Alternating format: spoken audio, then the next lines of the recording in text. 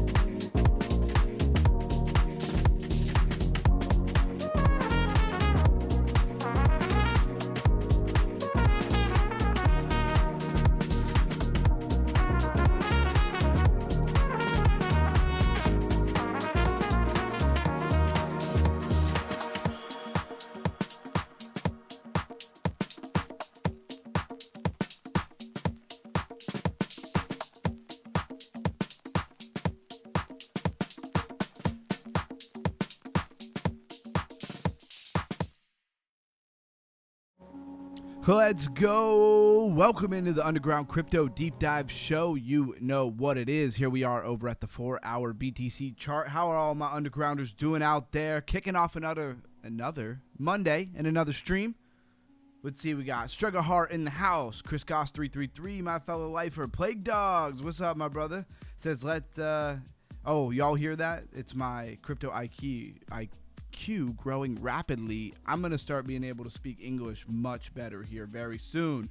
Prime Minister in the house. Hate CCP. What's up? What's up? Welcome in. Welcome in. Melissa says she's scooting home from work. She's going to be late, but she's already here showing off those custom emojis. If you'd like some custom emojis, you can get those in the membership. Only $3 a month if you think I'm worth it, that is. Anyways, how's everybody feeling? How's everybody doing? We are starting another series. Welcome back to the Daily Crypto IQ, the Daily Crypto live stream, where we go deeper into topics that actually raise that crypto IQ. Tonight we're getting started with a brand new series called Crypto Fact or Fiction. Told you guys I was going to do this one. I think it's going to be a lot of fun. Hopefully it'll be well received. We are at the bottom of a bear market. We shall see. And the whole point of this series is simple. We're trying to take the biggest claims that people make online about different crypto coins, currencies, whatever you want to call them, projects, and we're separating the myth from reality best that we can. Because in crypto, a narrative can have real facts underneath it, and there can also be real technology, real partnerships, real payment infrastructure, and real adoption. But then the internet can take those real facts, stretch them into claims that go way beyond the evidence. So this week is about not blindly hyping up a coin and about not blindly dismissing them either. It's about asking what is real, what is exaggerated, what is speculation, and what is fiction. And tonight, we're starting with Stellar Lumen, XLM, if you know. XLM is one of the coins where people talk about payments, banking, remittance, MoneyGram. That one's going to be a big part of the topic tonight. Stablecoins, ISO 20022. I think that's how you're supposed to say it. No, it's 20022. Let's see. Global adoption, huge future prices. So tonight's job is pretty simple. Separate the fact from the fiction. And of course, our quote of the day, extraordinary claims require extraordinary evidence. Carl Sagan, if you know the Sagan. Now let's talk about this 4-hour chart real quick. Of course, we've pointed out many times, probably tired of hearing about it on the 4-hour chart. And that would be this shoulder, head and shoulder dumping. I mean, you got most of it, right? Got the big majority of that move. And now we're just kind of dipping down. It looks like what kind of pattern we want to put this in.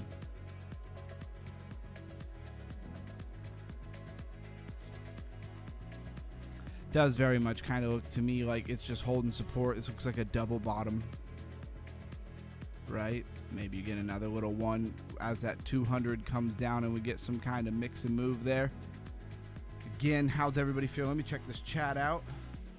All right. We are up to date on the chat. Shout out to all my undergrounders. Again, smash that like button if you want underground crypto to pump to the moon and crypto across the board. Let me tell something you may not know. But Stellar's MoneyGram connection is actually real. This XLM MoneyGram connection is actually a real thing. Stellar describes MoneyGram access as a way for wallets and apps to let users convert physical cash into digital dollars and back using Stellar Lumen's USDC. So they're going to use their stablecoin, Stellar USDC, to back up the digital dollar here into physical cash conversion through MoneyGram. Even without needing a bank account, Stellar also uses MoneyGram as a presence in over 180 countries, right? So it's getting a lot of access to a lot of countries, which gives the apps a broad cash to digital access point. MoneyGram also announced MGUSD, a dollar peg stablecoin on Stellar, at launch, so that MoneyGram has their own stablecoin as well. And the announcement says that MGUSD is issued by Bridge, uses M0 smart contract infrastructure for minting, burning, and uses Fireblock wallet in the MoneyGram app. So this is a pretty cool integration into a product that a lot of people probably already use. Campsta, where you at, bro? Yeah, where is Campsta? And this is the reality side. The myth side is when people take real infrastructure and turn it into claims like every bank is going to use XLM. ISO 20022 guarantees XLM adoption. I'm not saying that right, and I know I'm not saying it right. XLM is secretly chosen for the global financial system. We hear that one a lot, and those claims need much higher evidence for what they are trying to claim, and we're going to do our best to separate that stuff here tonight. Smash that like button for me if I haven't already said that 3 or 4 times. It really counts if you do it at the beginning of the stream. Let's get over to these crypto bubbles, right? So 1 through 100 here, no super giant bubbles today, but green kind of across the board. First, let's toggle this 1 through 1,000. I see a lot of green, and I like that.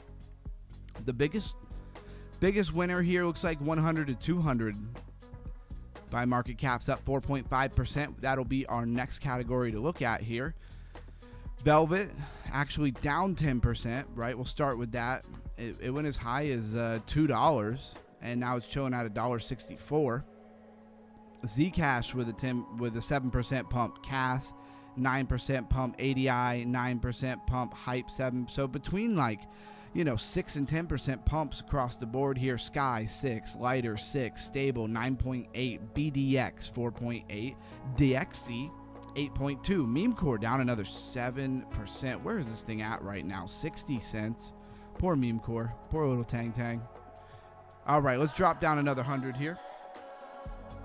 XLM pumped super hard a month ago to 33 cents. Yeah, and a lot of the news that we are going to probably talk about with the MoneyGram and stuff, a lot of that was a big reason why I did that.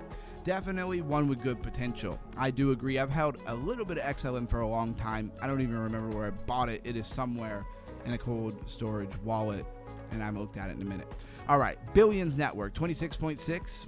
A lot of big winners in this 100 to 200. Rave, which I wish would kind of fade off into irrelevance, but hey, it's crypto. It's still here. It's up 27%. Piverse, TAC, which we know to be in the Ton ecosystem, or I guess now we call it Gram. So it's in the Gram ecosystem, but I always got to reference Ton. Otherwise, people are probably not going to know what I'm talking about here. And TAC is up 167% today. UB, which is Unibase, up 45%. Reliable J has said many times that he likes that project, and he is very good at picking out projects from what I've seen. So I'm definitely going to believe him. Gwei up 7.7%. Tag or Tagger up 10%. Humanity up to 17%. Let's see this thing. If we go throw it on the monthly, you know it got absolutely demolished with some problems that it had. People were talking about on the Lifers channel today. Let's go to the weekly. It's still a very new coin, right? Had this huge dip. It's recovered quite nicely from it, honestly. And BNB attestation service up 26%. This one seems to get a lot of pumps here lately. We'll have to keep an eye on that. And we usually only go down to 200 to 300. So let's drop down one more here. And we got Useless, the useless coin, the most useless coin, up 12%. Magma up 6%. That's in the Sweet ecosystem. We have TSLAX, which is the Tesla X stock. Okay.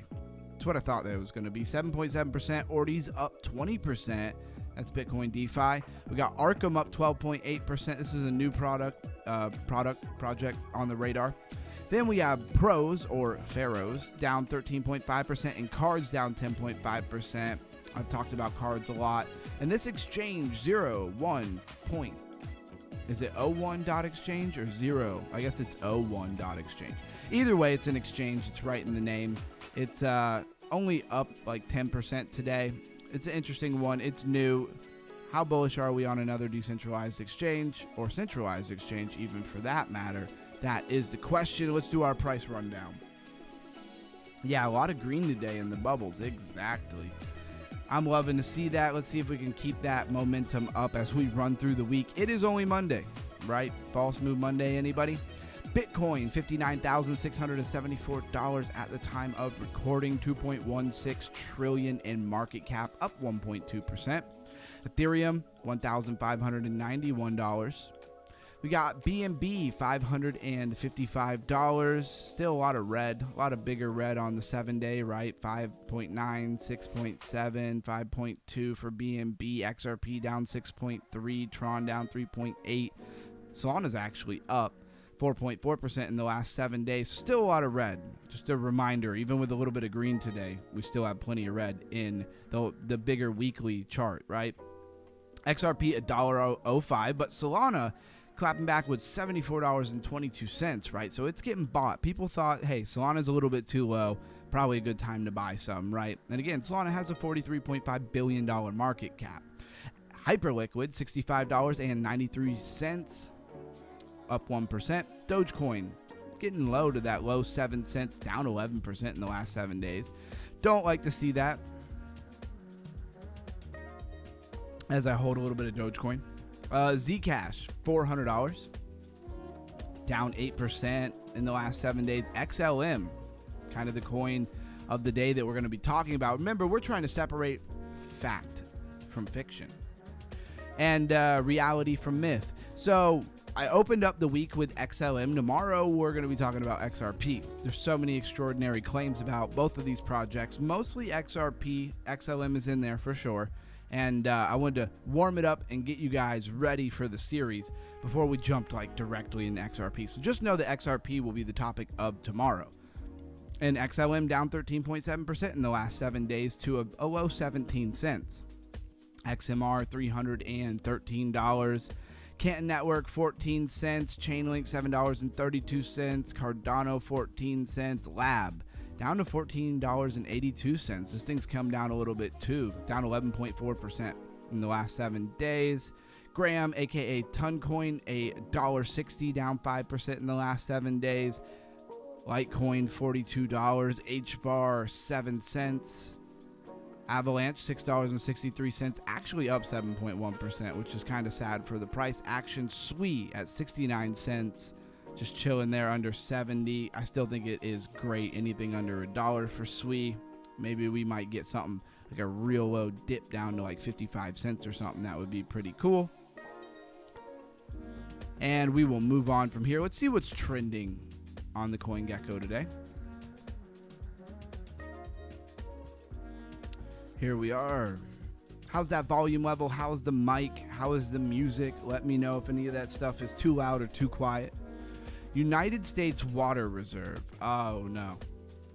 Are we doing more of these? Like, remember all the oil coins? There were like 2-3 oil coins. United States Oil Reserve and stuff like that. Now we have a water reserve. What in the rug pull? We'll check it out. We'll check it out. Black Bull. Ansim. It's up. What is that? 28,000%? Golly. Where did that thing come from? We'll definitely take a look at that. 28,000% in the last 7 days. That would have been a ride. Snap. Pudgy Penguins, Hyperliquid, Athena, Solstice, TAC, Solana, Bitcoin, Lighter, Stellar Lumen, and Velvet. Billions Network, Rave DAO. That is what is trending over on CoinGecko. Let's take a look at this United States Water Reserve, even if I don't want to. This token is not affiliated with the United States government or associated entities and products. Yes, very good on CoinGecko to make sure that you know that. This is just like a meme coin somebody made up. But it has $15.3 million in it. A billion tokens. Almost fully vested there. Solana contract. USWR, just .ai. This reminds me exactly of what they were doing with the United States Oil Reserve, like meme coins that they were making. It was pretty lame. So sad. AVAX was so bullish in the old days. It was. I watched a lot of that in real time with AVAX, and I mean, what was the big wrong move that they did when they decided that they wanted to be the chain for gaming, and like gaming wasn't hot, like gaming wasn't relevant, and no DeFi gaming was doing well, especially with putting together ecosystems that could sustain themselves. So I don't know why they went that route without having something, an ace card up their sleeve kind of thing. It tells you right here in the category, this U.S. Water Reserve is a meme. Anytime you see something that would be normally like highly serious, right? And then it's a meme, that should kind of tell you anything you need to know. But we'll check out the website if it'll let us. I do let my antivirus do its thing sometimes and block stuff. AI is the thirstiest machine ever built. All right, so where are we going here? A single conversation with ChatGPT evaporates a water bottle. Oh man, is this what we're doing? This kind of narrative? Training ChatGPT 5 drained a small lake. Google, Microsoft, Meta, and OpenAI now withdraw billions of gallons every year just to keep their data centers cool. Here's a question. Like, they run the water through all of the pipes and everything that they have, and they cool down these machines, right? Is there a reason why they can't reuse the water? You know what I'm saying? Because this always wants to act like, it evaporates a bottle of water. Anybody remember, like, pretty basic science from high school? What happens to a bottle of water that gets evaporated into the air? Yeah, it falls back down as rain. It comes right back down. We're not losing it, guys. We're not losing the water.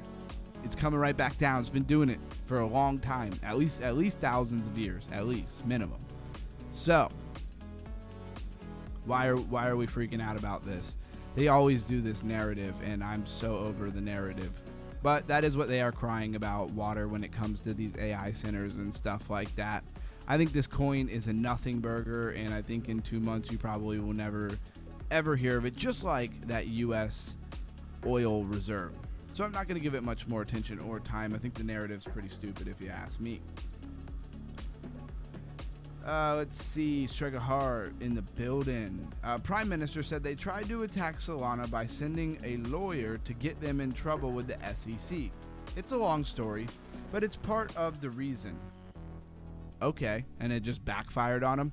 Let's check out this thing, the Black Bull. According to Rug Checker XYZ, there is a risk of market manipulation due to large concentrations of tokens held in one or more unidentified wallet. Please exercise caution. Okay. Ansem, which is weird because it has nothing to do with the name, the Black Bull. 55.5 million in market cap, a billion tokens, 413. So it's less than 50% vested. You could say it's like, I don't know, 61% out in supply. Solana contract address here. It is a meme. Solana meme pump.fund ecosystem seems to be doing pretty all right though. Max chart says this thing came out on the 20th, so it's been out for like a week, and then all of a sudden it just got support. People found it. People decided it should be worth something, I guess. It went to 90 million. And surprisingly, with this big drop, it actually stopped at 27 million and has built its way back up to 55 million. So that's actually pretty impressive. Usually when they get that high and sell off, it's over at that point. Looks like something that would probably be worth pulling up in the V2 bubble map. Right, what is it? Let's see if I can get this right. Bubble maps. There we go.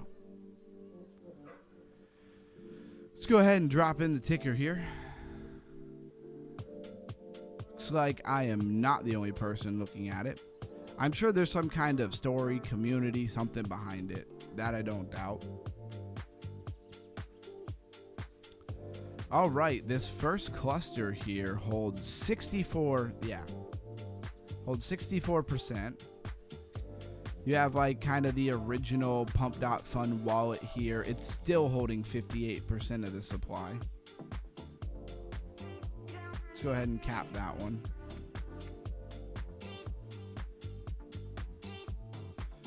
%. After that, there's not a lot of wallets that hold a lot.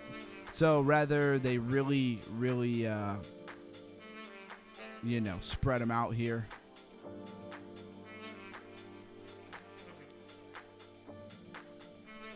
Let's see. It's a meme coin launched by a famous KOL named Ansem. I talked about it in your Discord with Camsta. He holds 65%. Yep. I mean, we can see that. What do we think about that though? Does that mean he's gonna dump it on everybody pretty much? Because that's kind of what I would think. I would think he was just gonna dump it on everybody. But I guess we'll keep an eye on it. We'll see where it goes. Gotta love that V2 bubble map, so it's good. It's a good thing to have. And of course, there's like never a website for any of these things or any of that. So Ansem is a popular KOL. Got you.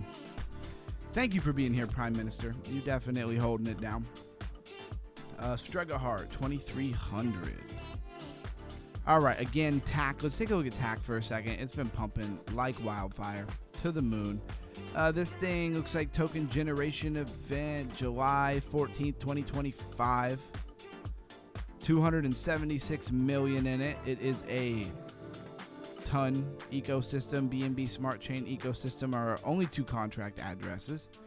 We got categories like just infrastructure. That's all there is. Let's go to tac.build, right? TAC is a purpose-built blockchain for Ethereum virtual machine decentralized applications to access ton and Telegram ecosystems, 1 billion plus user base. So it looks like it's just connecting a lot of Ethereum virtual machine, decentralized applications, Web3, into Ton's ecosystem. Ton and Telegram, of course, going very, very hand in hand. Can't really, I guess you can have Telegram without Ton, but you can't have Ton without Telegram, right? It's that old chicken and the egg thing, right? But not quite. So let's see, build with us, join force, how it works. Don't want to lose you guys here. TAC bridges tons 1 billion users to EVM application ecosystem. This line right here, without getting too complicated, this is really all you need to know about TAC. Is that it's bridging tons billion users to Ethereum virtual machine application ecosystems. It is interoperability, connectivity, layer 0, maybe, if you will. If you know your layers, if you've been raising that crypto IQ.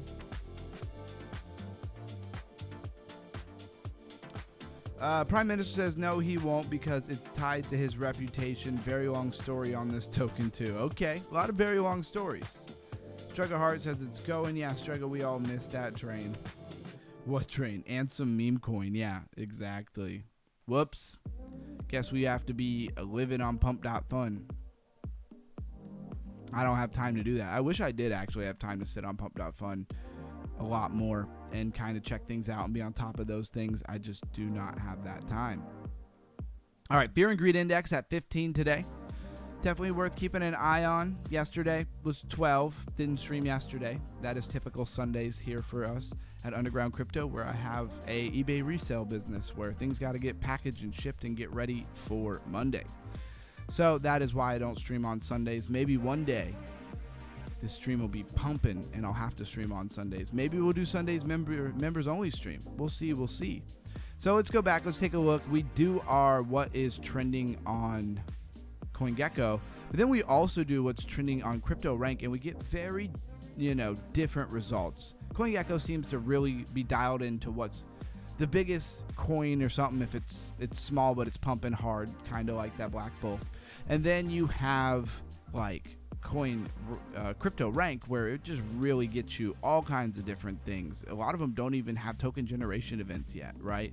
And really keeps us up to date on things that are coming out. There's many times that these coins with no tokens did finally come out and then did really well. Gwei is one of those, and I could name quite a few others, but it's probably not worth doing right this second. Before we get too ahead of ourselves, let's introduce the problem. Okay, we use a story format to kind of introduce our conversation of the day to raise that crypto IQ. And today happens to be XLM. The series this week happens to be fact or fiction. There is a lot of crazy stuff on the internet said about XLM, and there's a lot of very highly speculative crazy stuff said about XRP. I don't know what's real and what's not real. So as a community, as a group, I wanted to deep dive these things. So we're starting with XLM because XRP is really kind of one of the main focuses where I want to do this, separating fact from fiction. But I didn't want to come out Monday swinging with XRP, and nobody was even ready for the series yet. So we started with XLM because there's plenty of stuff said online about XLM as well. Let me double check my microphone is still working. Every time I touch it, I'm afraid it's going to quit working on me. The problem. So everything starts with a problem. XLM is one of those crypto assets where the online conversation can get very loud. Some people talk about Stellar as a payment infrastructure. Some people are talking about the MoneyGram situation. Some people are talking about stablecoins, remittance, or some people are talking about ISO 20022. I think it's ISO 20022. I don't know. There's a common way to say it. I know what it is. I've said it a million times, and for some reason today it's just not coming to me. And those are real topics worth discussing. But then, very quickly, the conversation can jump from reality straight into mythology. People start saying XLM is secretly chosen for global payments, and then other people are like, no, it's XRP, and then other people are like, no, it's actually XLM, and then back and forth and back and forth and back and forth, right? Who knows what is going on, quote unquote, secretly? People are starting to say that XLM, yeah, is chosen secretly here. We went over that. Or that banks will have to use it, like they're going to be forced into using it somehow.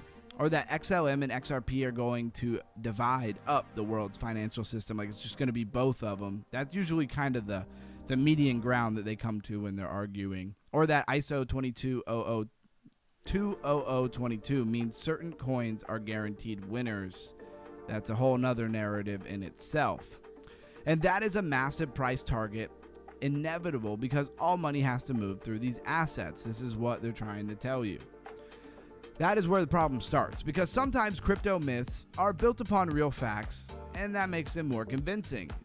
It's almost comical how many people I know who are not crypto people, like they're just not, but they hold XRP or XLM or both, and they believe something like XRP is going to go to $50,000. Yeah, we're going to get into a lot of that stuff, but the real question is, if you follow the money, it doesn't make sense. It takes too much money to make XRP $50,000. We'll get to that. You'd have to burn a lot of the supply, all kinds of stuff like that.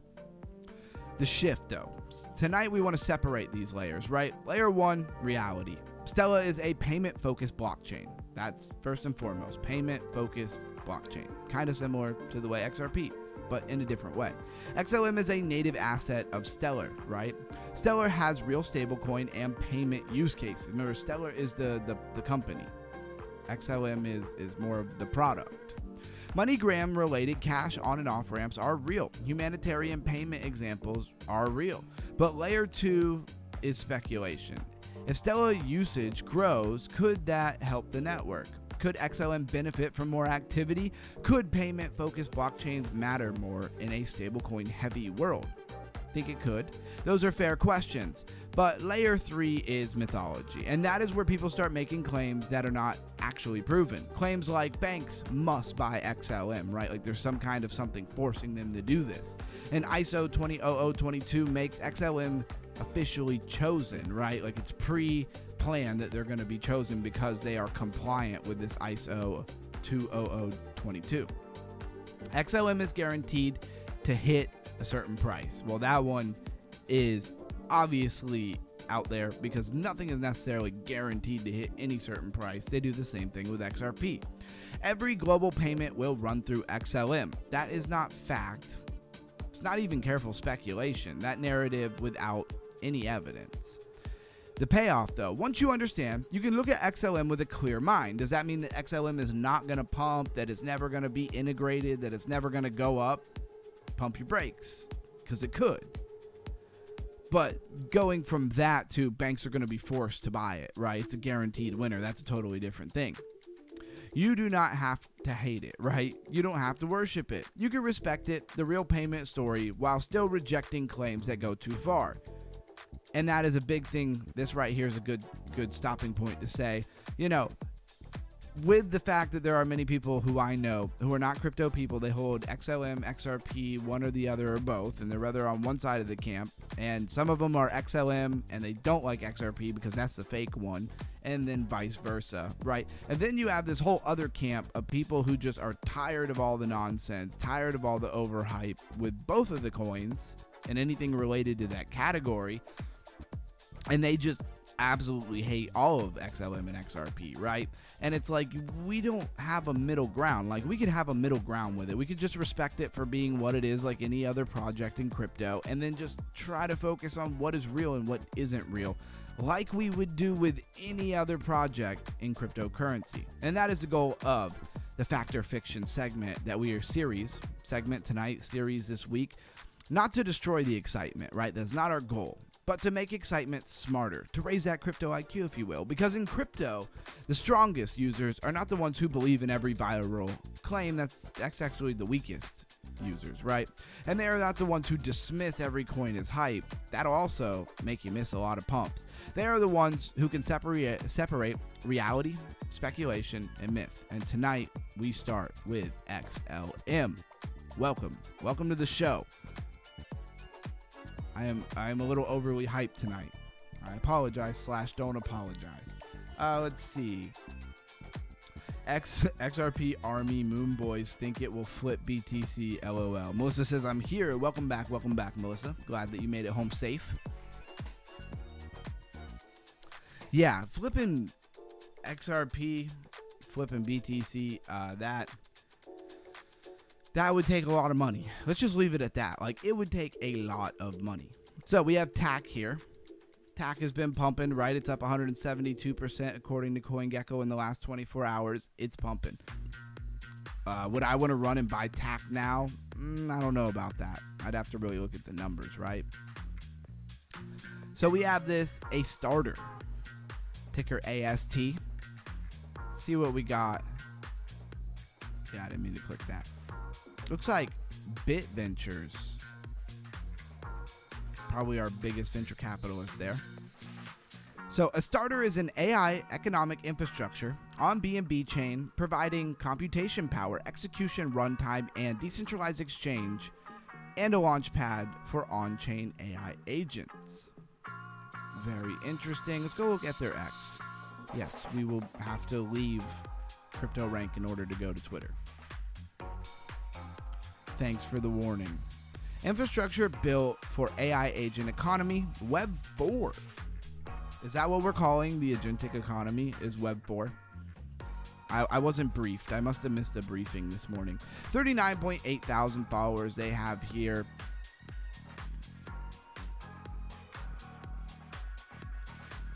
They got a partnership with Syntism AI. Very interesting here.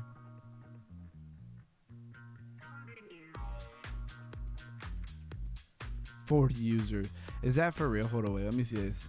Their giveaway. 40 winners get 5 USDT each. Ugh.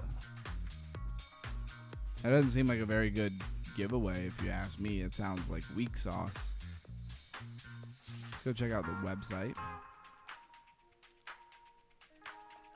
Infrastructure for the autonomous AI economy. I mean, everything AI related, from resources, everything, right?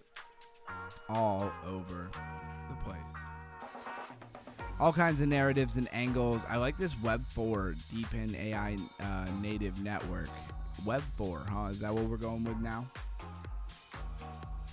Yep, don't forget to slap and kick that like button for crypto knowledge. Prime Minister says, all good. Loving the energy. Struggle Heart says, I love XRP, Ripple Gang. I do hold XRP and XLM. Nothing against XRP, but it's not flipping BTC. Yeah, nothing is. Yeah, we can like XRP and still believe it's probably not going to flip BTC in any relevant stretch of time, right? If you want to say in 100 years, I don't even want to have that conversation, because who knows what's going to happen in 20. But if we're talking in the next 4 or 5 years, I'm pretty confident it's not flipping any BTC. In the future, millions of AI agents will work autonomously on chain. Aster is building the DeepIn-powered infrastructure for them. Again, when it comes to these websites and projects, is what they're saying here true? Yes, I wholeheartedly believe that's true. Is a starter or Aster gonna be the one who's doing it? I don't know. I don't know about that. See how they kind of like insert themselves in here? Like, this is going to happen and they're building, so choose us, we're going to win. We don't always know if that's necessarily true. So here is a decentralized exchange. It looks more of like just a quick swap here for Aster, just to get you into Aster. You can earn with pools, and it looks like there are none at this time. It's probably actually because I don't have a wallet connected. It's probably what it is. Sometimes they let you see things, and then other times they just don't let you see them because you're not connected with your wallet. And it's probably not good for me to connect my wallet, even if it's a burner wallet, to every single app that I look at. So that's a starter. No token generation event yet. They're in funding round. Then we have Adjacent. Also in a funding round, raised 2.5 million. Let's go back, because I didn't see what a starter actually had raised. Okay, that's because they haven't given us any numbers yet, because they started on June 26 here. I mean, they have funders, so I mean, these people must have put some money in, but we just don't know how much money they put in. All right, moving on. Adjacent, 2.5 million they've raised. Adjacent is an indexing and data platform providing unified APIs, historical price feeds, and custom benchmarks for prediction markets. So they're adjacent maybe to prediction markets. I know, super exciting stuff. Don't everybody get too excited all at one time about this adjacent coin. Tech Dollar, USDTE. That's going to be a stable coin. I don't know if that's really worth saying, but we'll see who is affiliated with if we can. Tech Dollar is an RWA credit platform enabling startup employees to borrow against pre-IPO equities using the on-chain USDT lending protocol. So employees who have pre-IPO equity can borrow against it. That pre-IPO equity being a real-world asset, they can get credit from Tech Dollar. Kind of run that backwards, maybe it'll make more sense. I find sometimes if you read something and you don't feel like you grasp it, just run back through the paragraph backwards. And some reason, sometimes it clicks. I don't know. It works for me a lot of the time. Maybe it doesn't work for you. ETH Gas or GWE. I like the project. Can say that's about all I can say about it. I really do like GWE. We'll pull it up real quick so you know what it is. ETH Gas is a marketplace and infrastructure layer built for Ethereum's network block space and gas market. So if you don't understand block space or data availability or a mempool or, you know, the market / competition to get your transactions into place, if you don't understand maximal extractable value, right? MEV for the good and the bad, then you need to raise that crypto IQ, and you are already in the right place. Smash that like button. All right, so we got RaveDAO. Let's go ahead and just ignore RaveDAO because, I mean, it's hurt a lot of people. It's up, it's down. That is the nature of RaveDAO. And it's been down, hasn't been up in a while. So are we starting to see it pump again? Are we going to do it again? Orthogonal, it's in the AI sector here.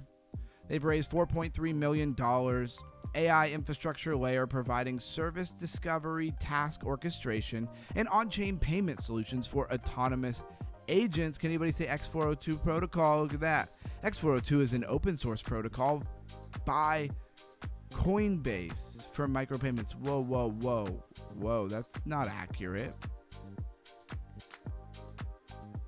HTTP 402 protocol came out in 1993, right? X402, I guess maybe they've integrated it and taken it and made it its own product, but it was not invented by Coinbase. It's actually been around again since like 1993. It's not a new thing. Polymesh, also trending. This RSK infrastructure framework keeps sticking around. SP500 tokenized, right? Stocks, so you're seeing some real world asset tokenized stocks here. Is this done through Coinbase? I want to see who this is through. Here's the easier way to do it. See more details. All right, I'm not seeing who this is through. It's an X stock, but who's doing X stocks? Is that Coinbase? If it's Ondo, it usually says Ondo. Solana BNB Arbitrum Ton ecosystem. Let's go to the website. Oh, access restricted. They don't like me. They don't like my VPN. Khaled AI. Take a look at this one. Anybody know who the X stock is through? I mean, I don't think it's Twitter, even though it has the X in it, right? Khaled AI has raised $12 million. It's a platform designed for the collection and preparation of data sets used in training artificial intelligence models. How many water bottles do you think were absolutely obliterated and destroyed in the data sets that they use for training of this artificial intelligence model? All jokes, all jokes. Hopefully somebody's been here long enough in the stream they understand what I'm talking about. Ondo is nice too. I like Ondo. The price appreciation hasn't been amazing for it, but also the real world asset and all that stuff hasn't been, you know, being cranked out. But if you look, a lot of stocks have been tokenized on Ondo, and I would actually be really interested to see the integration. I don't know how many people paid attention to all the stuff that Coinbase is rolling out. This is their claim, right? I'm not going to say it's 100% true, but they're saying it, so it probably is pretty close to the truth. They have real tokenized stocks to the point where if you buy them on Coinbase and stuff, you'll even get dividends from the stocks because you really own it. That's pretty cool. Now, could you just correlate and then make sure people get dividends? Yeah, and I don't think people would really care if you did that, right? So, are they in competition with Ondo? Are they using Ondo in the back end? Like, how are they doing it? Did they build their own thing, or are they teaming up with things like Ondo? These are important because Coinbase is a very popular app. A lot of people are going to use it. They're going to use that function as they roll it out for real-world asset and tokenized stock. If it works through Ondo, it might appreciate Ondo. If it's in competition with Ondo, Ondo might have a problem. So that would be worth looking at. We got Turbo on the radar, cat in the dog world. There's so many of these, I don't even know which one this is. Gnosis, if you know, you know. Gnosis, here, let's pull up Gnosis over here. Because Gnosis, I believe Gnosis has great tokenomics. That's all I'll say. 3 million max supply. And only 2.6 million out. So you're taking 282 million, right? And you're dividing that against 2.6, right? The full number, of course, to get $100 a coin. With only 3, think about how fast Bitcoin appreciated with a 21 million max supply, right? Now, of course, Gnosis is not going to get the attention that Bitcoin got and the rush to buy that Bitcoin got, but it needs far less with only 3 million tokens, right? It needs a lot less attention and money to flow in to do some pretty crazy numbers. We're on market cap. Let's flip the price here. So yeah, I just wanted to show that about Gnosis anytime it comes up. There's a few I keep an eye on that have just great tokenomics, and honestly, great tokenomics is low max supply in my opinion, and then of course some kind of attention. It doesn't matter if you have one, you could have 100 coins in existence, but if nobody cares about the project, it's not going to appreciate, right? Gnosis OG coin. My favorites are low supply coins because you don't need much money to move them up, plus scarcity equals value. Yep, Prime Minister gets it. I can tell you understand the tokenomic game. So we got Ordi, right?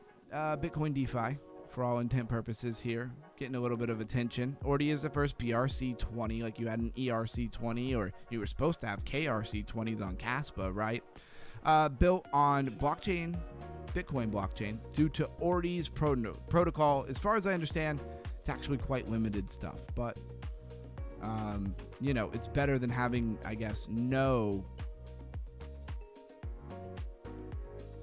what do you want to call it, DeFi on Bitcoin. I think that's the best way to say it here. 81 million in market cap, been as high as 2 billion before. So we're at a bottom of a bear market. I wouldn't expect Ordi to go anywhere near 2 billion right now. We have Squid. Squid is in a token sale, right?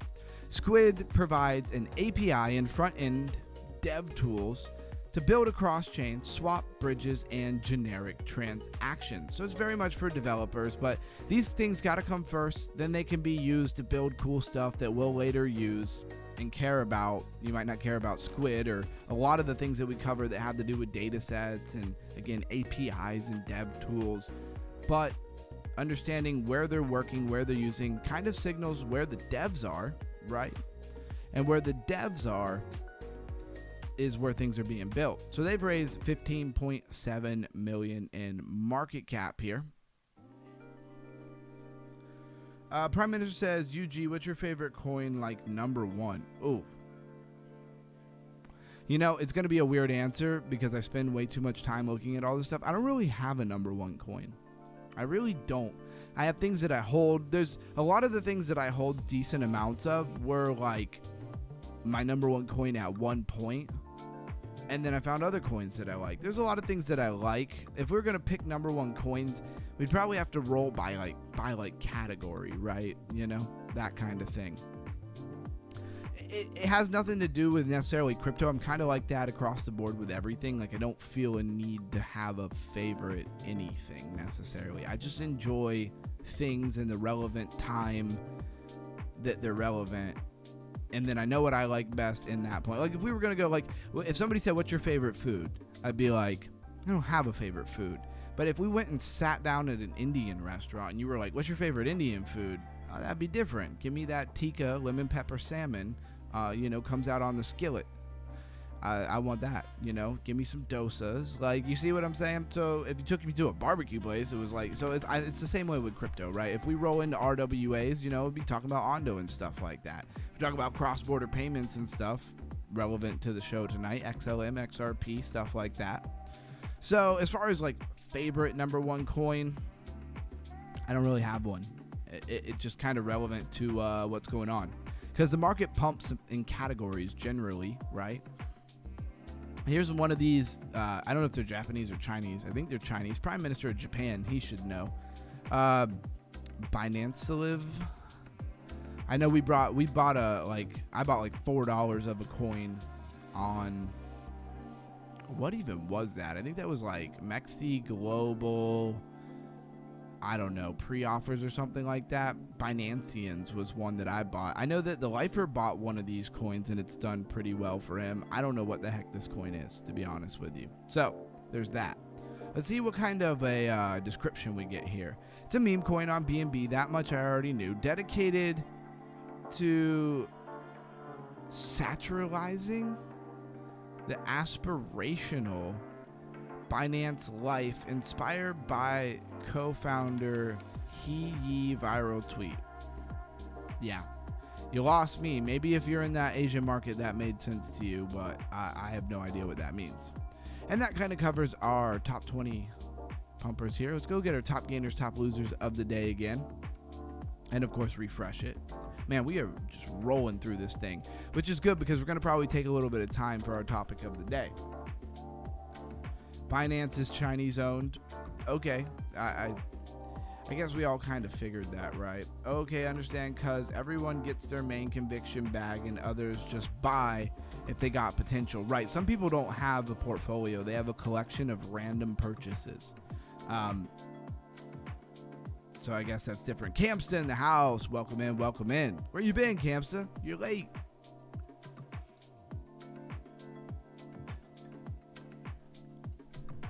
All right, so let's talk about those top gainers, top losers of the day. Of course, TAC. TAC, again, if you missed it, they bring the Ethereum virtual machine for decentralized applications in the Ethereum virtual machine to gram, to ton, to Telegram. I don't even know which way I'm supposed to say that, but hopefully you understand. We're merging the ecosystems and the capabilities, interoperability, if you will. BNB attestation service, Humanity, getting a little bit of a 22% pump. I don't know if I think Humanity is highly undervalued and gonna do something, or if it's cooked and it's like pretty much done. It's getting little pumps as people speculate on it doing something, but will it actually do something? Campsta says he's watching BTC crash and burn. Okay. All right. And then, of course, Caspa with a little 8% bounce. Chili's Morpho. I own the tiniest bag of Caspa. I don't know. Some people it's tiny. Other people it might be bigger. Some people buy like $10 worth of cryptos. I have more than $10 of it, but not like any kind of crazy amount of Caspa. Velvet is our top loser. It's down 13%. But if our top loser of the day is 13%, that's a pretty good day in the crypto market, especially bottom of the bear market vibes. Things can absolutely just kind of fall off a cliff. We do like Blockworks here. I'm not in any way, shape, or form sponsored. I don't have an affiliate link. I don't even think that they charge you money on here. I just like it. All right. Is that okay? Is that okay with everybody? And that's just, if you know, you know. Some people just give people hard times about stuff. They're like, you just want to push an affiliate link. And it's like, I don't have any affiliate links that really give me anything anyways. So if you click on the affiliate link, it's mostly just a quick way to get to the website that I'm talking about without, you having to go Google it and hope you don't click some link that's going to drain your wallet, right? Anyways, I digress.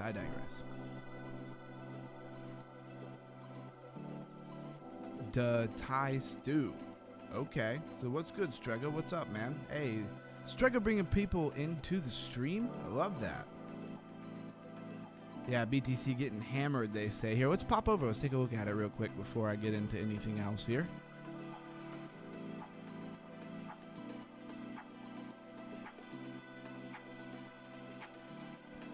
I mean, when you look at it on the 4-hour chart, doesn't look so bad. Again, in this type of market, I stay pretty zoomed out. Like on the 4-hour. Of course, on the 1 hour, you see it rolling over. But, you know, this rollover here, how is it really all that different than that roll over there and that roll over there and this roll over there? You know what I mean? It's just rolling over. As we get like closer and closer to some kind of reaction here, the 200 on the 1 hour. Monday.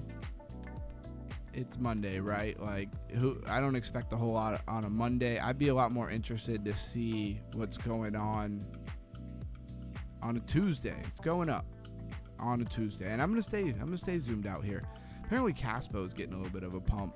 I mean, that's your pump for Caspa here, a lower high.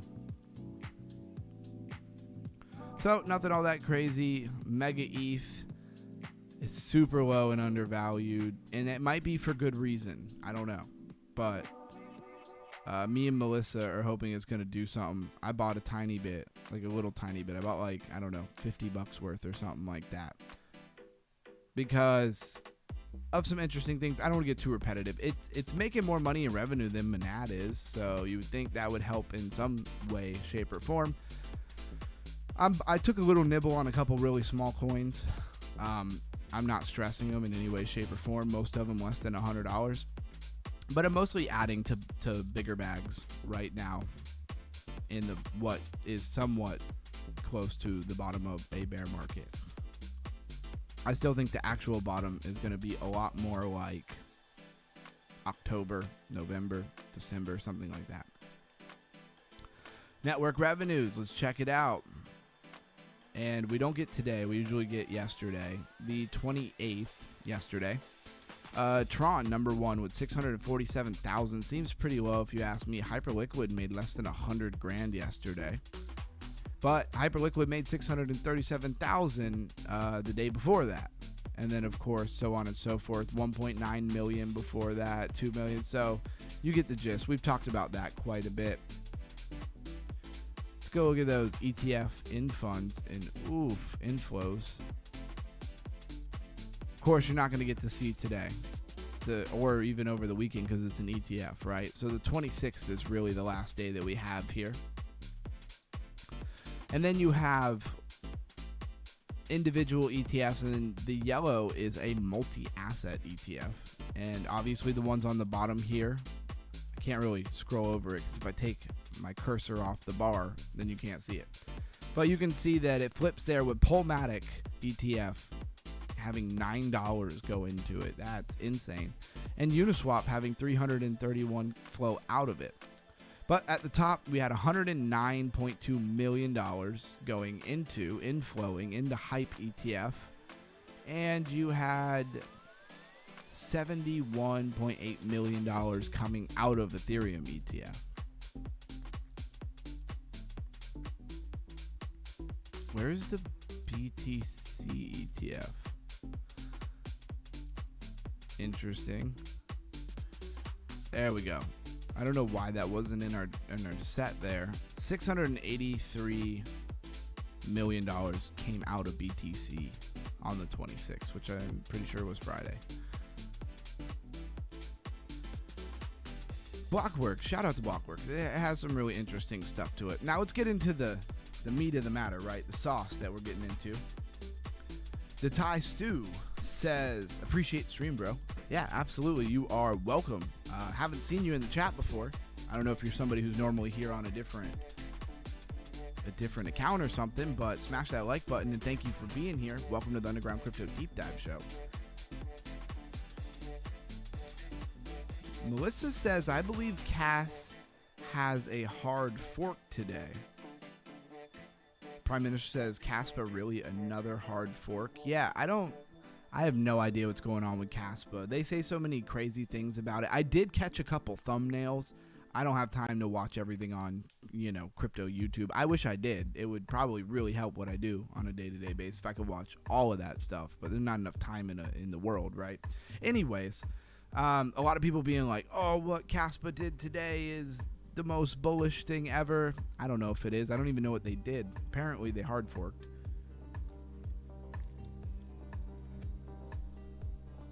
To me, those type of things really matter in what they're trying to do, right? So I don't know if that's a positive or a negative at all.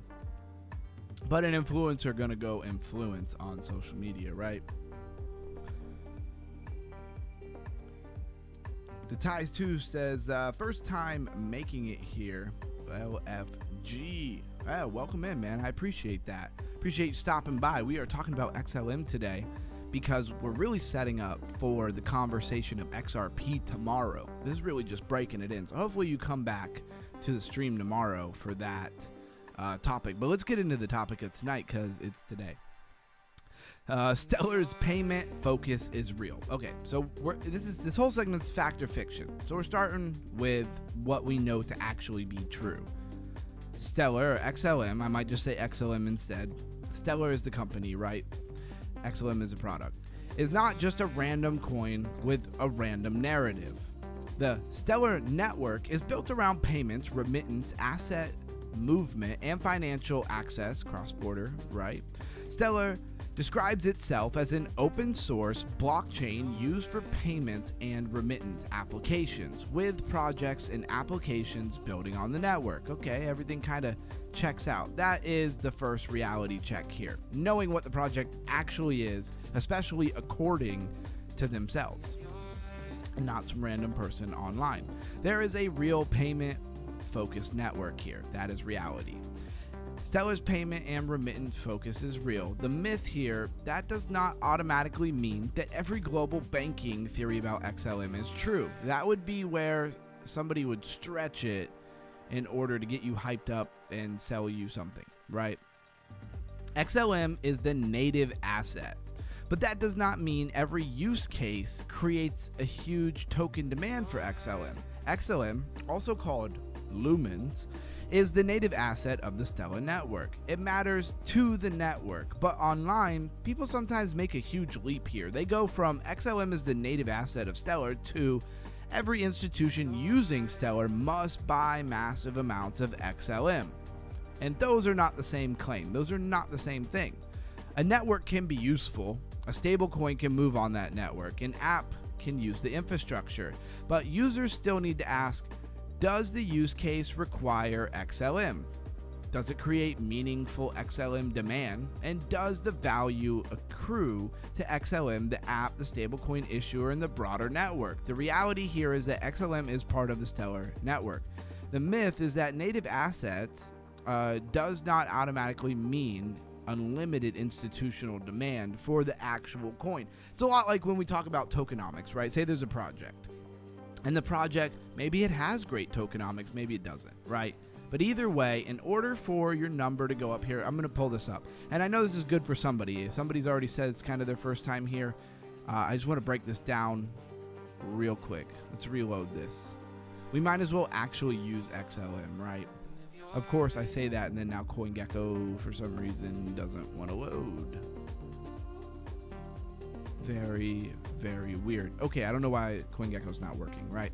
But what I'm trying to say here is tokenomics, the amount of money in the market cap divided by the circulating supply, or vice versa, right? The circulating supply divided by the amount of money in the market cap gives you the price per unit, the price per token. So if you have a coin and you bought $100 and they gave you 10,000 coins, right? If you want those 10,000 coins to be worth more than $100, you need more money to come into the market cap and the circulating supply to stay roughly the same or go down. If it goes up, now you're getting watered down. You get the point here?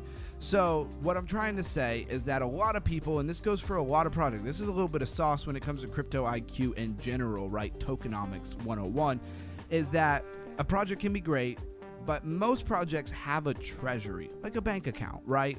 That is not the same thing as their market cap. So like, let's say, and I'm just going to use a random example. I do like Zebek Network, so I'm not trying to say anything crazy about them at all, but they are very much a real product in the fact of payroll, right? They built the thing around payroll. You can hire them to do payroll and all that stuff. If you're a business person, you'd understand why that's important, because you got to pay your employees, right? Well, if they make money off of that monthly, weekly, whatever, yearly subscription to their payroll service, like any other payroll company would do, does that money ever actually make it into the market cap of the coin? The answer is probably no, unless there's some kind of buyback function or some kind of burn or some kind of setup that would change the tokenomics. What I'm trying to say here, because it's relevant to XLM, but it's also relevant to kind of any crypto coin. Let's see if crypto rank wanted, look, now it wants to work. Because this would make a heck of a lot more sense for people if they could actually see what I'm talking about. All right, here's your tokenomics for XLM. Just using XLM because that's the coin that we're talking about, but these tokenomics can be applied to anybody, right? So you have the circulating supply here, and then you have the market cap here. So you just take this number and you're going to divide this number into it, and it's going to give you the price per unit, right? Pretty simple stuff, right? But if the market cap doesn't go up or the circulating supply doesn't go down, well, then you have a problem. The first issue that I take here is your max supply is not set. Remember how I showed Gnosis and it had a set 3 million max supply? This has an infinite max supply. How many coins a year are coming out, diluting your value? How many coins per, month, per whatever? Whatever amount of time doesn't really matter. Now let's switch our chart into market cap from price, right? And you can see certain things like it'd be good if this wasn't such an old coin. It'd be a lot easier to do. It came out in about 2014 actually. I really want the top here of this. Zoom in. All right, there we go. So for this first top where you were at about 15.6 billion, and what was your market cap? What was your price? I know I'm going a little deep here. You'll have to just kind of walk with me a little bit. So we'll flip price. I have to zoom in again. So 15 billion in market cap got you to 87 cents. Okay, makes sense. Now we'll go back to market cap. That was this first rally. Let's go to the second rally here, which I also can't seem to grab the top of very well. And this perfect top here, this was 16.7 billion. So roughly about the same amount of money. The first top there was about 87 cents. The second top was less. So what are we understanding here? 72 cents. Okay. So with a market cap of about 15 point something billion, it ran to 87 cents. But with a market cap of 16 point something billion, it only ran to 72 cents because there were more coins in circulation that diluted the value, no matter the fact that there was actually more money in market cap in the second top there than there was in the first. And that is certainly what I'm trying to explain here. I'm trying to flesh it out in a way that's not, that you can grasp and it's not something crazy, right? All right. Moving along. Prime Minister says use this formula. Okay, we're waiting on the formula. So here's the online claim and the better question. Stellar is used for payments. Well, what payments, by who, and at what scale, right? That is the real question. Prime Minister says circulating supply divided by market cap gives you the price of each token. Isn't that what I just said? But I appreciate you, Prime Minister. I do, but I'm pretty sure that's what I just said. Maybe I said it backwards, but either way, you should get the point. MoneyGram uses Stellar. What exactly is Stellar used their product for, right? XLM is connected to banks. Is XLM required, or is the infrastructure just being used?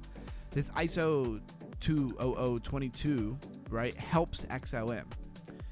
Is this a messaging standard claim or a token demand claim? Big difference. XLM hit a huge price. What's the actual demand model supports that price?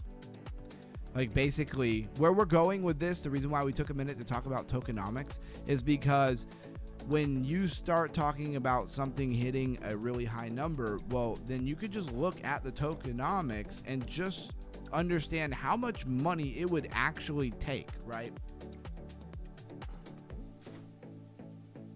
So here, let's do this. The Coin Perspective, a really good website to do moon math or just a little bit of investigative whatever, right? We'll take a coin like, say, let's do XRP, even though we're talking about XLM. I just want to show this because a lot of people say some stuff, right? Don't even worry about what coin you're kind of comparing it to. Just come right down here for price for XRP. And I just want to show you this because this is how absurd this is, right? Let's see. My price target is 50,000. Okay, because you will hear people say that XRP is going to go to $50,000 a coin. Now, that might be on the higher echelons of the craziest things that they say. But what I'm trying to say here is look at the amount of money. $3.1 quadrillion in just XRP, right? And then you just ask yourself how much money is in the entire, globe being circulated in the first place. Is there even that much money that would circulate, you get what I'm saying, into a coin? But let's use something like XLM because that is what we're talking about. And again, 50,000 for XRP is one of the bigger claims, right? So let's go price target here. And let's say $5, right? That's 196.9 billion, right? That's a lot, especially compared to where it's at. It's 28. It's a 28x, but not in the realms of being necessarily impossible. And again, this is a great website. You can come here and you say XLM, $10. How much money would it need? $339.9 billion. Still not an impossible number if banks and things were really using it. It's not actually all that crazy, but that's still getting up there in the top echelons. It's a 56x from where we are as well. So if you want like 1,000x, right, on Stellar Lumen, you're looking at price points over $100. It becomes kind of, well, I don't want to say impossible, very highly unrealistic. I just want to point that out. Oh, I thought you were trying to figure out the price. Maybe I misunderstood. Well, if you misunderstood, hopefully I didn't say it in any way that other people would also misunderstand it. But what I'm saying here is you have a circulating supply. I like CoinGecko because it gives it in this format, circulating supply. And if you divide that circulating supply by the market cap, you will get the price per unit, per token, per asset, per whatever you want to call it, one individual coin. Very important to know when you're like speculating on a coin. Again, a big part of raising your crypto IQ is a hope and a dream that it makes you a better speculator in the market, but I never give financial advice. MoneyGram and Stellar is a real use case here, all right? And I believe there's a lot of hype even recently about this. This is one of the strongest reality points in the XLM conversation. This is usually where they start from, right? When they go to sell a big stretch. They start from, you ever hear somebody say like a really good lie has the truth in it? Well, whether they're intentionally misleading or not, any really good crazy claim has some hint of truth to where they started in the foundation of what they're saying. So Stellar's MoneyGram access page says wallet apps can enable users to convert physical cash into digital dollars and back using Stellar's USDC, even without a bank account, which we know that to be very possible through DeFi, right? Web3. The claims where they're like, without a bank account, it's like, yeah, that's blockchain technology for you. Struggle Heart says, I look at the liquidity pool. Okay. Prime Minister says, yeah, you got it, UG. My mistake. No worries, man. No stress at all. I appreciate you being here. MoneyGram's own developer documentation for MoneyGram Rams describes deposit and withdrawal flows involving USDC, including cash pickup steps for withdrawals. That matters because it connects cash, wallet, USDC, payment infrastructure, and real-world access points on and off ramp, right? The reality is MoneyGram related Stellar payments and ramp infrastructure is real and usable. The myth is that it does not prove the whole remittance industry must run through XLM. Another way to say this is somebody would say, hey guys, look, MoneyGram, and it's got these payments and it's on and off ramp and the infrastructure, it's real. Look, I can show you a website. I can show you that it's a real thing. And that means all remittance is going to run through XLM. And you see how they just jump to something absolutely crazy just because they can prove on a website something basic and fundamental. Just really want to point that out because a lot of people, surprisingly to me, they can't catch those connections when somebody's showing something in real time, right? Where they jump to something crazy from something that is actually true. MGUSD strengthens the stablecoin payment narrative. MoneyGram announced MGUSD. The takeaway here is that's MoneyGram's own stablecoin. A dollar peg stablecoin deployed on Stellar's XLM network at launch. It announces MGUSD is issued by a bridge using an M0 smart contract infrastructure for minting and burning, and uses Fireblock's wallet in the MoneyGram app. That supports the reality side of the story. Stellar is not an old payment narrative. It's still part of the current stablecoin infrastructure conversion, even though it's been around since like 2014. Smash that like button for me if you're just jumping in. Welcome to Underground Crypto. But again, this does not automatically prove that every token's price claim. A stablecoin launching on Stellar supports the idea that Stellar can be useful as a payment infrastructure. That part is reality. It does not automatically prove that XLM captures all the value of every transaction. Most people should be able to deduce that, right? That doesn't imply that they're going to eat up a huge chunk of the market. The reality is MGUSD on Stellar supports Stellar payment infrastructure story. Speculation is how much that directly benefits XLM as a token is a completely separate question that you would need answers to. Stellar has real humanitarian payment examples. Let's see where we're at.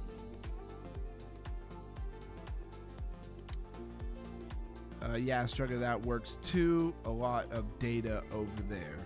Talking about the pool, liquidity pool.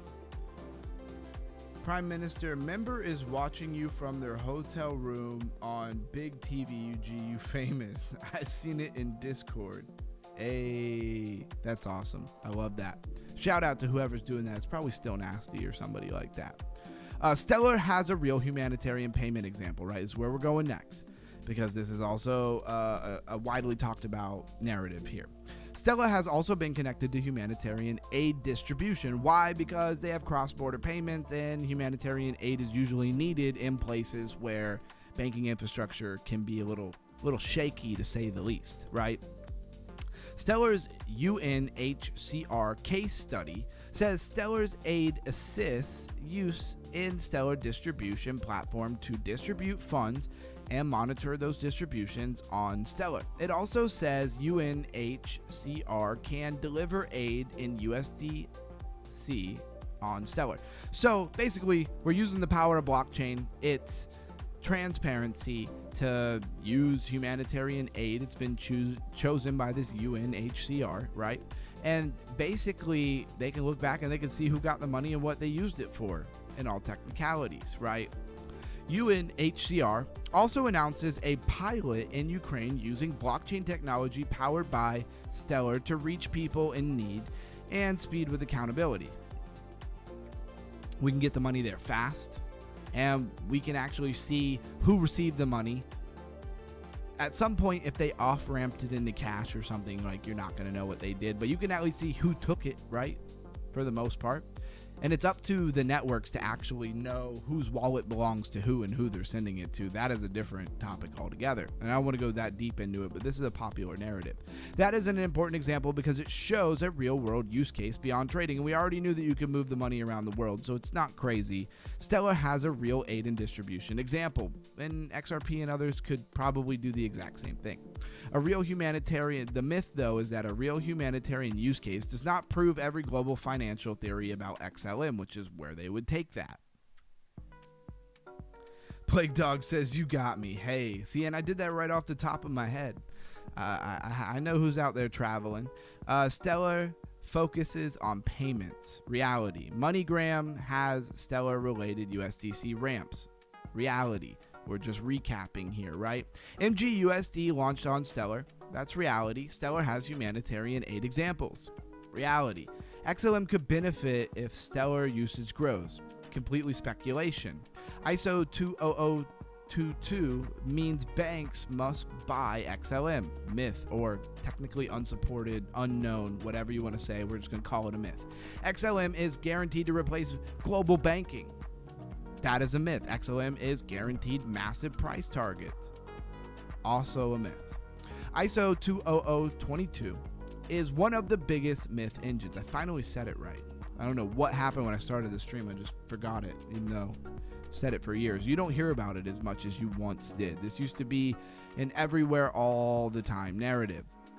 ISO 20022 comes up with constantly with XLM, XRP, XDC, HBAR, and Algorand, and we've heard this narrative for a long time if you've been around in crypto for at least 3, 4, 5 years. The other so-called utility coins. But users need to be careful here because ISO 20022, now I'm psyching myself out, is a financial messaging standard. It's a financial messaging standard. It's a financial messaging standard. Okay, hopefully made that really clear here. It's not magic crypto adoption switch. It does not mean a coin is officially chosen by the banking system. It does not mean banks are required to buy XLM or XRP or anything, XDC. It doesn't mean that, right? Hacken explains that ISO 20022 does not apply to coins or blockchains. It defines data messaging formats between financial institutions. Again, it is a messaging standard between financial institutions. It basically says, hey, when you send your messaging, it needs to be in this format. This is the accepted format. Standardizing the messaging across banking, the world, whatever you want to say. Let's see. CCN's Crypto Compliance Explainer similarly says that there are no official certified SO 20022 coins and calls that label a marketing shortcut rather than a technical fact. So they've slapped it on that they're compliant with, they're certified with this ISO 20022, when that's not necessarily true that anybody is certified. So the 20022 ISO is real. The myth, though, is it doesn't mean officially chosen crypto coin. Doesn't mean if they have that narrative that they are suddenly in the winner's club. Partnerships are not the same as guaranteed token demand. Ding, ding, ding, right? You can have a partnership. Doesn't mean that there's a demand for the token yet. Speculation would be that somehow it gets to that point, right? And this is one of the most important lessons of this stream. A partnership can be real. Products can be real. Networks integration can be real. A stablecoin launch could also be real. And token demand, a separate question altogether. This is why I was trying to talk about a project comes out, they do something really cool, they have a product even, they sell, so you can understand how the project or foundation of is going to make money, and you think, oh, they're going to make money, and so that means money's going to go into the market cap. It's really easy to draw that conclusion when you haven't been in crypto for very long. But just like any company or business, they have a treasury, they have like a bank account, probably both, and the money that they're making from their product is in no way directly going into the market cap, unless they have things in their white paper or things that they've said and they consistently actually do. Like they could do a monthly buyback of, like this is just an example. Any product could say, hey, we're going to take 10% of the money that we make and we're going to buy back and burn. That would be very helpful to the price of the token. Or they could just take all the money, stuff it in their treasury, and pay themselves because it's a business and never do anything for the coin. We see that a lot as well. So token demand is a separate question. From XLM, a key question here is XLM actually required? And you could replace XLM with just about anything, but specifically in these cross-border payment type narratives, HBAR, XRP, Algo, XLM, XDC. You can pretty much just replace whatever token here. Is the actual coin required? Is the actual coin being held? Is the actual coin ever being burned? Is the actual coin being used for fees only? Is the volume meaningful? Like, is there actually demand being built? Does the value go straight into XLM or coin, insert coin, right? Sellers, infrastructure, the app, or stablecoin issuer? This is where many online narratives get really sloppy. They take a real partnership and treat it like a guaranteed price action. That's not analysis, that's a shortcut. And honestly, it's a lot of times over speculation, and a lot of times it's highly dishonest by the people who are doing it. They know that what they're saying is not solid reasoning. Reality, partnership, and integration does matter, but it doesn't automatically create massive token demand. I really hope somebody's really digging what we're saying here, because if you've somebody who's fallen into one of those groups about XLM or XRP, this is exactly for you, or any of them, Algorand, XDC.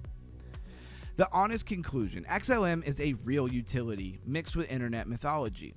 This is a fair conclusion. XLM is not nothing, but it's also not the biggest hype in cross-border payment. There are real payments, stablecoins, cash access, and aid distribution examples, but the internet often takes those real facts and stretches them into extreme conclusions. That is why XLM is perfect for this first episode of Fact or Fiction. I'm glad that it agrees with me. It teaches the whole framework for the week, right?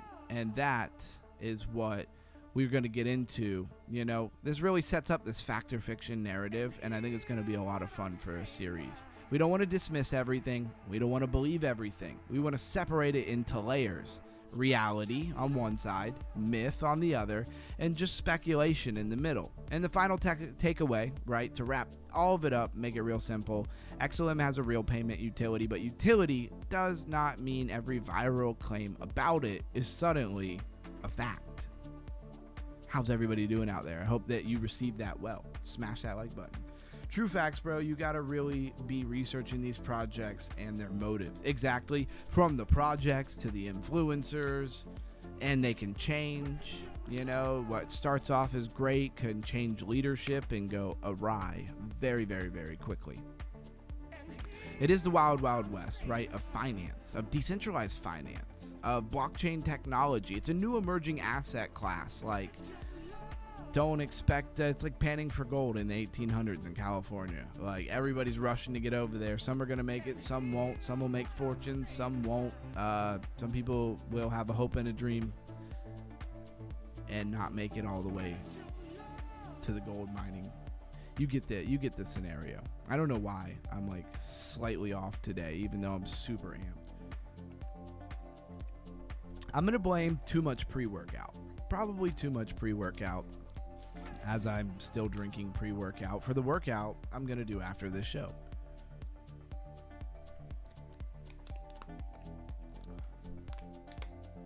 And remember, I do this research for myself as well.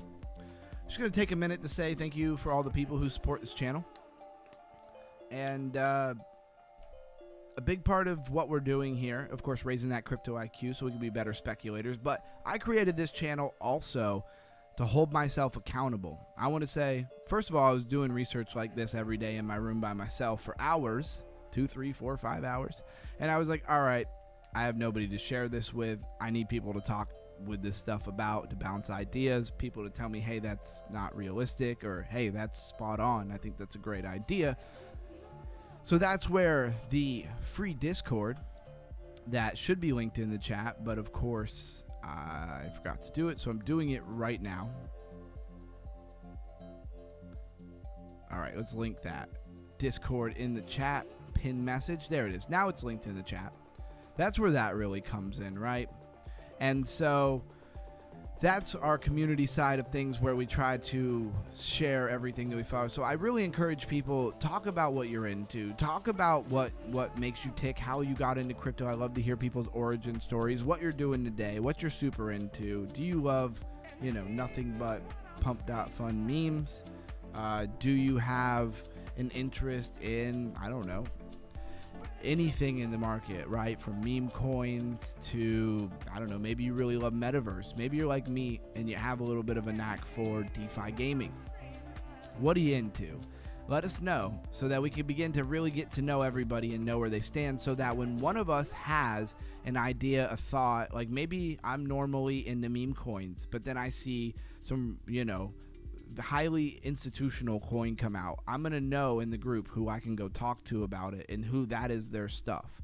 So it's really important that we continue to get to know each other in the spirit of even networking, right? Of course, friendships and all of those things are great, but just knowing who's into what. So please, I'd like to see more people with origin stories of how they got into crypto, what they're into, what they really like to study, so we can know when we find information who we should give it to, and when we're looking for certain things, who we should talk about. That's first and foremost. But of course, I started this to keep myself accountable to daily doing research. So if I do a live stream 6 days a week and I have different topics, I have learned so much about crypto. I bridged tons of gaps that I didn't know about.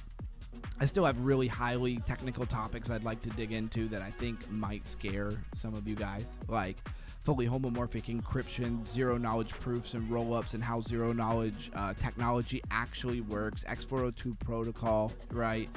There's a lot of places that we could go there, but we'll take it one step at a time, and I'll do my best to make it easy to understand and digestible. I don't know why I really felt like I needed to say all that, but I really wanted to remind everybody, for the new people, that that is really where we are here and why I'm here. Let's see. Prime Minister says, no worries, man. You doing fine. Yeah, it's good we all share input and have different info to share that can benefit each other. Exactly. The world of crypto is too big to really be on top of something. You got to be kind of really niched in, right? And although I do my best and I have certain things that I'm a little more niched in than others, I'm kind of more the collector of people and bringing us all together under one tent, and of course trying to help make sure that especially basic things like tokenomics, like you understand before you hop in and throw a bunch of money at the wall and potentially lose it. We call that the cost of tuition here in crypto, right? Cryptography is my passion in math. We also got a lot of talking to do. There we go. See, I love that kind of stuff. And it's a fact, right? Most people, another big part of this channel, and more as we grow, you're going to see it, is the will to better oneself, whatever you want to call it, the best version of yourself, or personal development. I tend to lean more towards like personal development. I'm on Chainers if you don't know, link in the description. But some people are terrified of learning, and I find that it mostly comes in teaching literally in the bottom of a bear market crypto education. It's not the easiest game. I'm not here because I have an affiliate link that's making me millions of dollars, all right? Because most people are terrified of learning because they have low confidence. So that's one way to say it. Another way to say it is people find themselves in crypto because they believe through some realm or another that they could change their life financially through crypto assets. Maybe they know somebody well who's done that in the past, right? And they want to get a little bit of a piece of the pie. Well, that kind of is a right in line with personal development, right? It's kind of like you got to be the best version of yourself to get in here and know what you're talking about, and not just throw money at stuff and hope that it works out. Does it sometimes work out? Yes. Does it always work out most of the time? No. And a lot of people want to skip that. They build an entire portfolio of random purchases, and then they learn about the 4-year cycle, and then they learn about tokenomics, right? So what do you think influenced them to buy the things that they have in their portfolio? What other people said online? That's probably not going to be a highly profitable portfolio. And of course, I don't promise any highly profitable anything. And yes, this is towards the end of the stream here. We've covered all that we were going to do. It's Monday. I'm glad to be with my people, and I'm just talking to you. So feel free to give me your thoughts and opinions, of course, here in this part of the show. Yep, we live and learn. You can never know too much. I love learning new things from different perspectives. Exactly. And to get a little bit back on track, my point was, if you feel yourself kind of tune out whenever we start talking in some detail about any topic of any series of any week. Just know that there's somewhere, most likely, I'll disclaim it by saying most likely, there's somewhere there where you're lacking some self-confidence, which is no big deal. But don't let it stop you. Push through and develop the ability to learn new things, even if they seem outside of where you believe you're able to understand. And you will be super surprised. You know, like a lot of people who I often talk about, you know, in real life, because for whatever reason they know I'm into crypto or they know this. It's so funny, you start talking and they rather don't say anything or they interrupt you immediately. It's a lot of words that you don't recognize, like interoperability, right? And then even terms like zero knowledge, fully homomorphic encryption, and you could go down the list of tons of different other terms. But like, it's like anything, like when you were in school, you learn some definitions. Once you learn some definitions, now you're going to understand what you're reading. A lot of things are abbreviated, like EVM, Ethereum Virtual Machine. What the heck does that really mean? It just means a compatibility language. It's Solidity, if that matters, but for code and developers to write in so that things work standardly across the networks, right? You can't have somebody write in Python and then think that they're going to throw that onto, you know, the sweet ecosystem and it's going to be a functioning app. Now, a developer would probably know that, right? But anyways, my point is a lot of times it's just definitions and stuff. A lot of times it's not nearly as complicated as I made the example highly complicated, but it's not usually as complicated as you think it is. Just saying this, trying to encourage somebody out there who maybe likes the show, comes to the show, and then we hit the part where we actually start talking about something and they kind of just tune out and they don't really even try to learn because they already believe that they can't learn. That, you know, is to me kind of sad, right? Because I believe all people are capable of processing information in their brain. And I'm going to leave it at that. There's a lot of other places that I could go there, but, you know, pick yourself up by the bootstraps kind of thing.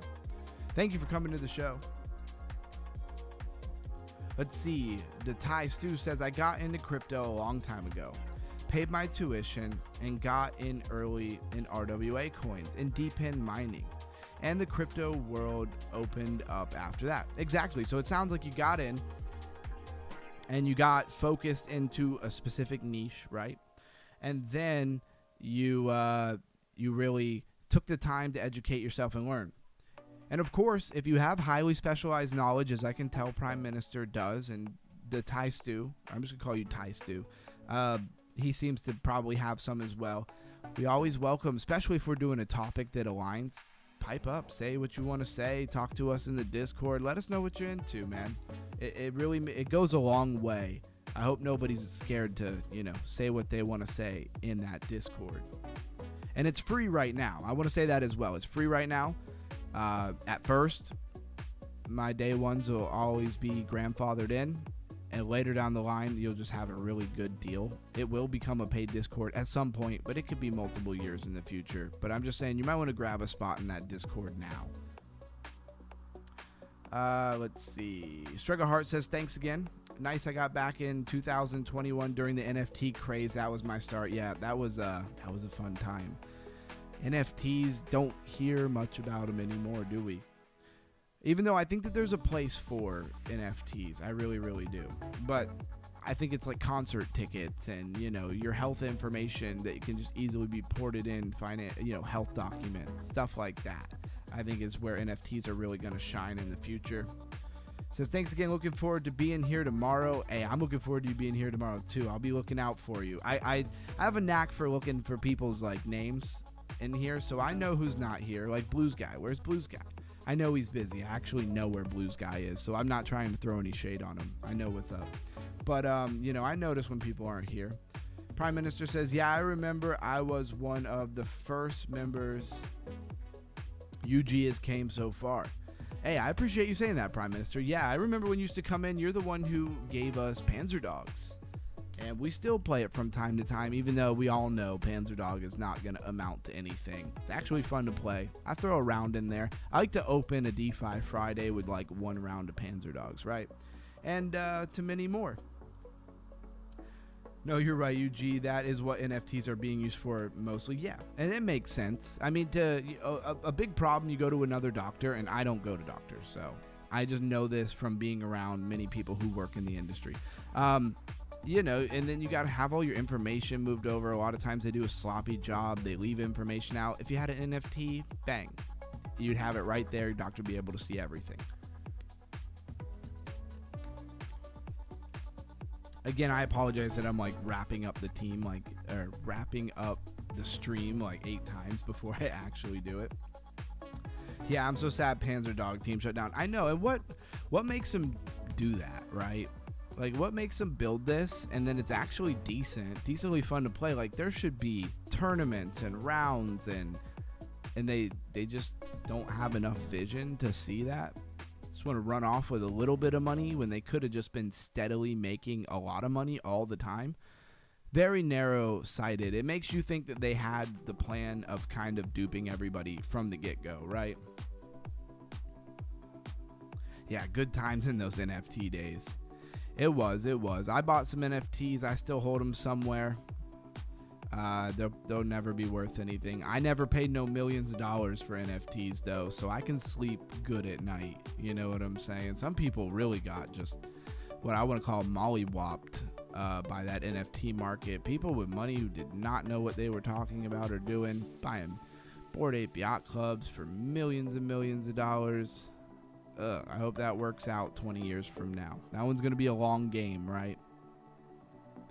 And don't get me wrong, I know that it gave you exposure to, you know, big celebrities and stuff like that. If you had $1 million, or I guess $1 billion idea that you wanted to shill to somebody in a Telegram group because you bought a Bored Ape Yacht Club, then good on you. I hope it worked out. And I guess I decided I'm going to play around a Panzer Dog before I hop off. So I didn't want to cut everybody off in that conversation. I still got my own personal goals that I got to hit for tonight. I got to get that workout in. And I'm also exhausted. If you guys couldn't tell, it must be why I was off. I'm exhausted and I've drank too much pre-workout. The transparency you get on this channel, unmatched. But I really like the series this week. I hope you guys enjoy it. And I'm really looking forward to tomorrow's show. So I'm going to make sure that I'm well rested for that one.